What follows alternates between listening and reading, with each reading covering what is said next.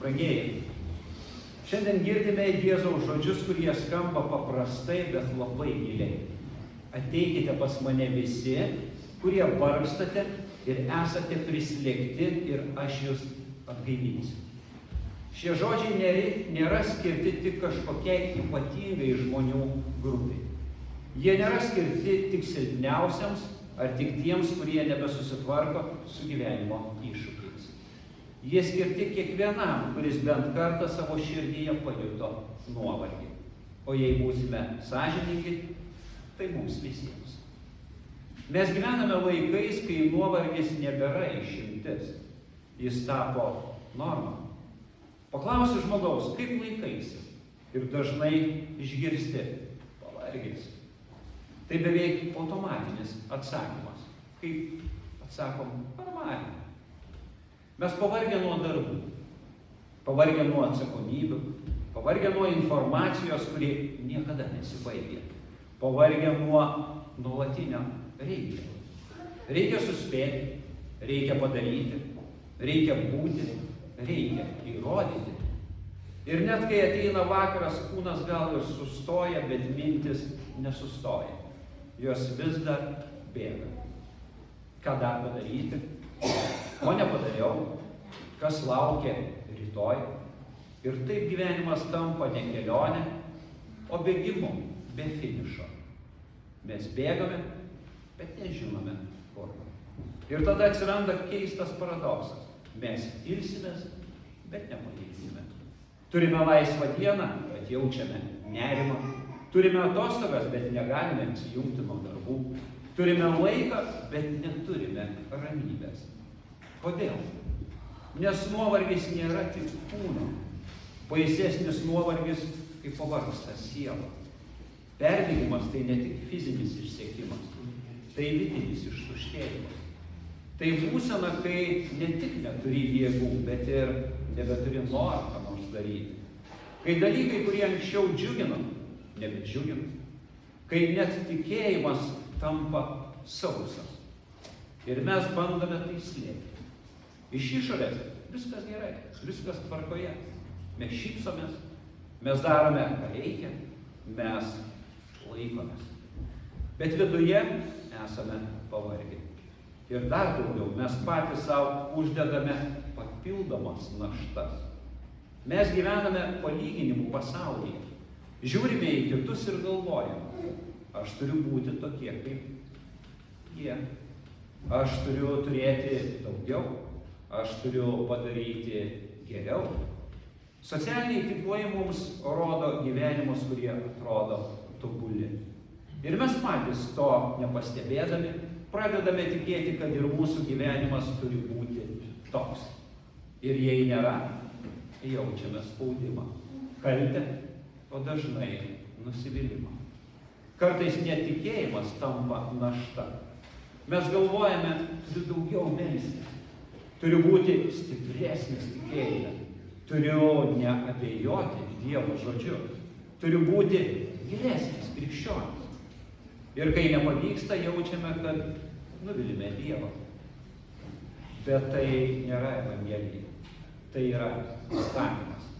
Ir įstatymas, nors ir reikalingas, galiausiai rodo tik tai, kad įvykdyti jo mes nepajėgiame.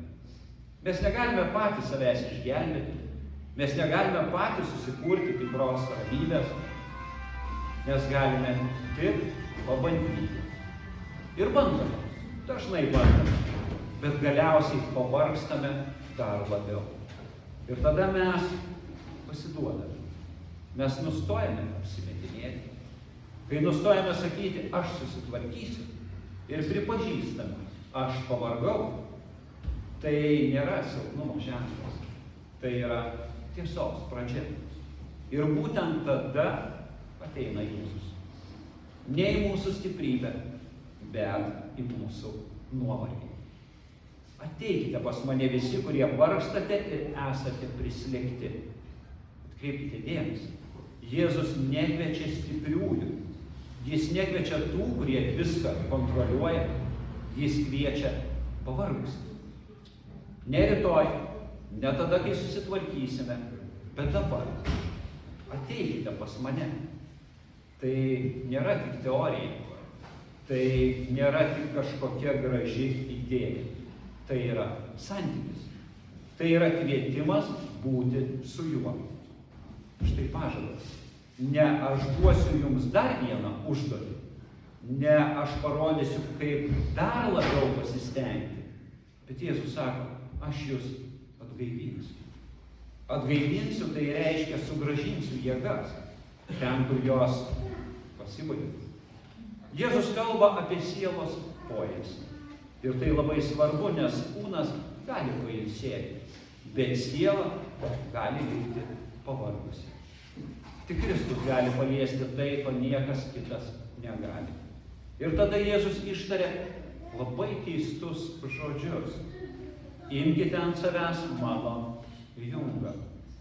Atrodytų vėl dar viena našta. Bet čia slypi paradoksas. Jėzaus jungas nėra našta, kuri mus spaudžia. Tai jungas, kuris mus jungia su juo. Tai reiškia, tu nebesi vienas. Įsivaizduok du jaučius, sujungtus jungų. Vienas stiprus, kitas silpnas. Svorį neša stipresnis. Taip ir čia. Kristus neša, o tu eini kartu su juo. Ir todėl jo jungas yra švelnus, jo našta lengva. Ne todėl, kad gyvenimas tampa lengvesnis, netampa, bet todėl, kad tu nebeini vienas. Kodėl Jėzus gali duoti poilsį? Nes jis pats paėmė mūsų naštą. Ir žino, ką tai reiškia. Ant kryžiaus jis užnešė viską. Mūsų nuodėmę, mūsų kaltę, mūsų nesėkmes, mūsų bandymus būti pakankamais, mūsų bandymus būti stipriais. Visa tai buvo ant jo. Ir kai jis ištarė atlikta, tai reiškia nebereikia įrodinėti, nebereikia užsidirbti, nebereikia tempti vienam. Poilsis yra užtarnautas ne mūsų darbu, bet Kristaus darbas. Tai nereiškia, kad staiga dings visi darbai, sėsimės, ant saulutės skaitinsimės, ar kad gyvenimas taps be rūpesčių. Bet tai reiškia, kad mūsų širdis bus kitokia. Ir tu galėsi dirbti, bet ne iš baimės. Galėsi stengtis, bet ne tam, kad įrodyti savo vertę. Galėsi ilsėtis, bet kaltės jausmo. Tu gali gyventi žinodamas, kad esi ne vienas. Galbūt šiandien tavo širdis yra pavargusi. Galbūt tu jautiesi išsekęs. Galbūt nebežinai, nuo ko pradėti. Jėzus nesako, susitvarkyk. Jis sako, ateik. Ateik per jo žodį, ateik maldoje, ateik toks, koks esi. Ir leisk jam būti tuo, kuris tave veda. Mylimieji, tokį poilsį siūlo Kristus. Ne poilsį, kurį turi užsitarnauti, bet poilsį, kurį gauni. Ne poilsį, kuris priklauso nuo tavęs, bet poilsį, kuris kyla iš jo. Perdegusi širdis visada ieško poilsio. Ir tas poilsis yra ne pasaulyje, ne pasiekimuose, ne tobulybėje. Jis yra Kristuje. Todėl šiandien mes galime paleisti. Galime nustoti bėgti, galime nustoti įrodinėti, galime nustoti nešti vieni. Nes yra tas, kuris sako, ateikite pas mane.